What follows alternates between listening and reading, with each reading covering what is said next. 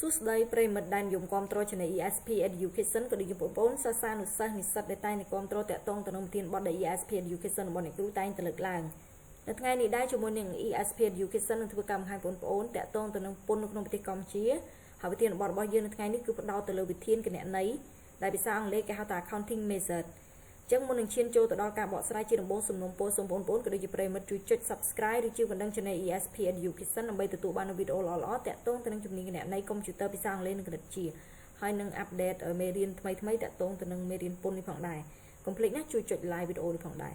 អូខេអញ្ចឹងចូលទៅកាន់ការខ្លឹមសារមេរៀនតែម្ដងផ្ដោតទៅលើពន្ធលើប្រាក់ចំណូលហើយនៅក្នុងចំណុចទី6នេះគឺផ្ដោតទៅលើវិធានគណនេយ្យណាអញ្ចឹងវិធានគណនេយ្យសម្រាប់អ្នកជាប់ពន្ធអញ្ចឹងអ្នកជាប់ពន្ធយើងដឹងរួចមកហើយអ្នកជាប់ពន្ធមាន4ប្រភេទគឺប្រជាពលរដ្ឋអ្នកជាប់ពន្ធតូចអ្នកជាប់ពន្ធមធ្យមនិងអ្នកជាប់ពន្ធធំអញ្ចឹងប្រជាពលរដ្ឋយើងមិនបាច់គិតទេនៅក្នុងវិធានគណនេយ្យនេះយើងគិតតែលើអ្នកជាប់ពន្ធតូចជាប់ពន្ធមធ្យមនិងអ្នកជាប់ពន្ធធំបានហើយអញ្ចឹងចំពោះអ្នកជាប់ពន្ធតូចគឺត្រូវប្រើវិធានគណនេយ្យសាមញ្ញណាគណនេយ្យសាមញ្ញនេះអ្នកនរគ្នាអាចចូលទៅមើលនៅក្នុងកម្មវិធី Facebook page ហើយវាថា ESP Education ដើម្បីទៅមើលខ្ញុំបានអាប់ឡូតតាក់ទងនឹងរូបភាពក៏ដូចជាខ្លឹមសារតាក់ទងទៅនឹងបញ្ជីគណនេយ្យសាមញ្ញហ្នឹងហើយបងប្អូនអាចទាញយកមកមើលដើម្បីស្វែងយល់បន្ថែមណាអញ្ចឹងចូលទៅមើលនៅក្នុង Facebook page របស់ខ្ញុំ ESP Education ណាអូខេហើយចំពោះអ្នកជាប់ពន្ធមធ្យមនិងអ្នកជាប់ពន្ធធំគឺត្រូវប្រើវិធានគណនេយ្យតាមស្តង់ដារគណនេយ្យអន្តរជាតិនៃកម្ពុជាចំណុចទី1ដែលត្រូវយកចិត្តទុកដាក់គឺប្រាក់ចំណូលត្រូវគិតបញ្ចូលនៅក្នុងឆ្នាំដែលចំណូលនោះបានកើតឡើងទោះបីប្រាក់ចំណូលនោះបានទូទាត់ឬមិនទាន់ទូទាត់ក្តីណាអញ្ចឹងអានេះគឺមានន័យថាចំណូលត្រូវតែទទួលស្គាល់នៅពេលដែលវាកើតឡើងហើយចំពោះការកាត់កងចំណាយណាមួយអាចធ្វើទៅបានលុះណាតែហេតុការបញ្ជាក់នៅបន្ទុករបស់អ្នកជាប់ពន្ធបានកើតឡើង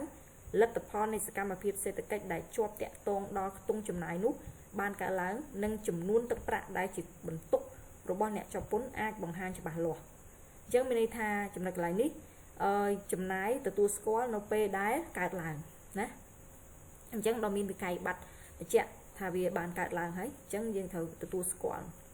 អូខេអញ្ចឹងជាទូទៅគឺផ្ដោតទៅលើវិធានគណនេយ្យតាមស្តង់ដារគណនេយ្យអន្តរជាតិនៃកម្ពុជាគឺផ្ដោតទៅលើប្រភេទ accrual basic មានន័យថាចំណូលទទួលស្គាល់នៅពេលដែលវាកើតឡើងហើយចំណាយក៏ទទួលស្គាល់នៅពេលដែលវាកើតឡើងដែរគឺមានន័យថា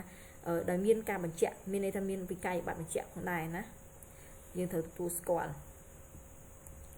ហើយចំពោះចំណុចបន្ទាប់គឺតកតងទៅនឹងវិធានគណនេយ្យសម្រាប់ប្រតិបត្តិការដែលគិតតម្លៃជារូបិយប័ណ្ណបរទេសអញ្ចឹងនៅក្នុងពាក្យរូបិយប័ណ្ណអញ្ចឹងរូបិយប័ណ្ណវាខុសពីរូបិយវត្ថុរូបិយវត្ថុសម្រាប់ខ្មែរយើងប្រទេសខ្មែរយើងគឺប្រាក់រៀលណាហើយរូបិយប័ណ្ណសម្រាប់ប្រទេសយើងគឺមានដុល្លារមានដុងមានថៃសំទោសមានបាតមានយូរ៉ូអញ្ចឹងទៅអញ្ចឹងរូបិយប័ណ្ណគឺជាលុយបរទេសយើងងាយយល់រូបិយវត្ថុគឺជាលុយជាតិយើងណាអូខេអញ្ចឹងចំពោះប្រតិបត្តិការដែលគិតតម្លៃជារូបិយប័ណ្ណបរទេសត្រូវអនុវត្តតាមគោលការណ៍ដូចតទៅក៏ត្រូវកត់ត្រាចូលក្នុងបញ្ជីគណនេយ្យជាប្រាក់រៀលកម្ពុជាដោយប្រើអត្រាប្តូរប្រាក់របស់ធនាគារជាតិនៃកម្ពុជានាថ្ងៃធ្វើប្រតិបត្តិការអញ្ចឹងប្រសិនបើប្រតិបត្តិការរបស់គាត់ជារូបិយប័ណ្ណបរទេសទីជាដុល្លារណាគាត់ត្រូវតែចុះមានន័យថាធ្វើយ៉ាងណាឲ្យចុះប្រតិបត្តិការនឹងទៅជាប្រាក់រៀលកម្ពុជាយើងដោយយកអត្រាប្តូរប្រាក់តាមធនាគារជាតិនៅក្នុងថ្ងៃដែលគាត់ធ្វើប្រតិបត្តិការនឹងតែម្ដងណាខក្នុងករណីមានប្រព័ន្ធធានាការបដូរប្រាក់អនតីឬក៏បំណុលត្រូវបដូរជាប្រាក់រៀល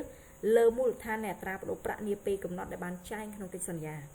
អញ្ចឹងបើសិនបើគាត់មានប្រព័ន្ធធានាការបដូរប្រាក់អនតីឬបំណុលក៏ត្រូវតែបដូរមកជាប្រាក់រៀលខ្មែរយ៉ាងដែរណាហើយតកតងអត្រាប្តូរប្រាក់ត្រូវយោងតាមការកំណត់ដែលមានចែងក្នុងកិច្ចសន្យាណាអូខេហើយចំណុចគោប្រសិនបើអនតីឬក៏បំណុលបានកើតឡើងនឹងត្រូវបានទូទាត់នៅក្នុងកិរិយាបរិច្ឆេទតែមួយនោះចំនួនលំអៀងដែលបានពិនិត្យឃើញរវាងតម្លៃនាពេលកើតឡើងនិងកត់ចូលបញ្ជីនិងតម្លៃនាពេលទូទាត់សងគឺជាការខាតឬក៏ចំណេញពីការប្តូរប្រាក់ដែលត្រូវកត់ត្រាជាចំណាយហិរញ្ញវត្ថុ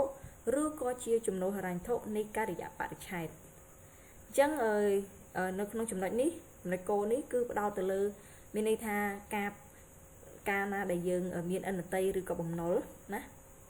កើតឡើងអញ្ចឹងការទូទាត់វាតែងតែមានការលៀងគ្នានៅពេលដែលយើងមានការបដូរប្រាក់ Chẳng dân thử có tra chùm này ràng thộ rư có chùm nô ràng thộ nô bê để miên ca khát rư có ca chùm nánh bị cạp đồ prạ nông phòng đài ná bà sân bà khát dương tha vi chi chùm này ràng thộ bà sân bà vi chùm nánh dương tha vi chi chùm nô ràng thộ ná này ca rì dạ bạ chát này bọc bạch ca chẳng tầng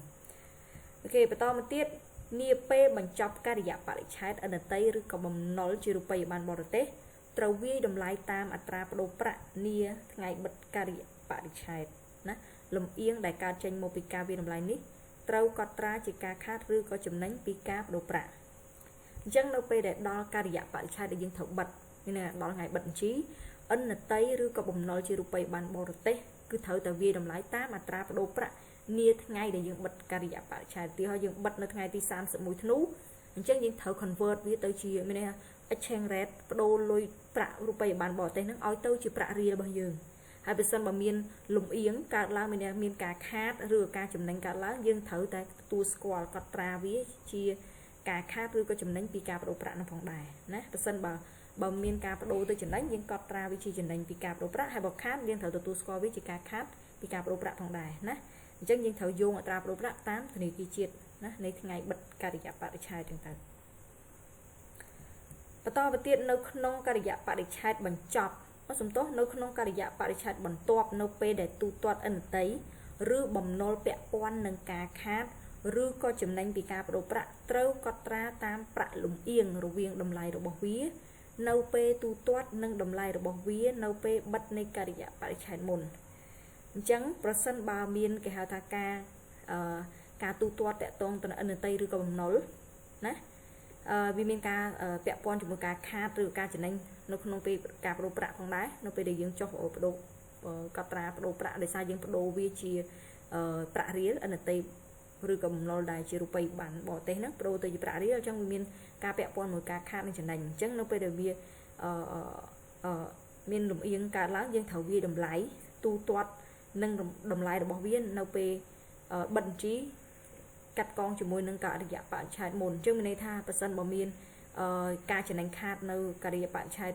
ở bên top ní chứ nhưng thử miên ca cắt con chỉ môi cả được dạ bạn trai đại dương người miên ca khát bong rồi cái chân đánh nâu non cả được dạ bạn trai mồn phòng đài chứ miên ca cắt con ní cho lăng tơ chẳng vì ở chỉ bành hai tê nè ok chẳng cả tôn từ năng video meri ní tao bàn cho hai complete nè chui subscribe chiều đang trên này ESP Education hai complete chui live video này phòng đài chỉ biết và sân mình chụp nạp và rom riêng vẽ lấy này cái này computer bị sang lên nâng camera thi quickbook chỉ biết tạm đó chẳng phone ai tầm nệm nó tạm dạy lịch tu sắp sơn pin phải bảy cả bài học bảy đây chỉ lấy để nhầm căn chốt hay nông miên tê cái to tạm đó chẳng phone ai xả super mình ạt bàn nó hai complete chẳng chui subscribe chiều đang trên này ESP Education bây giờ tụ bàn video ló tại tôi chụp này này computer sang lên cái chip free tầm đòn nè ở con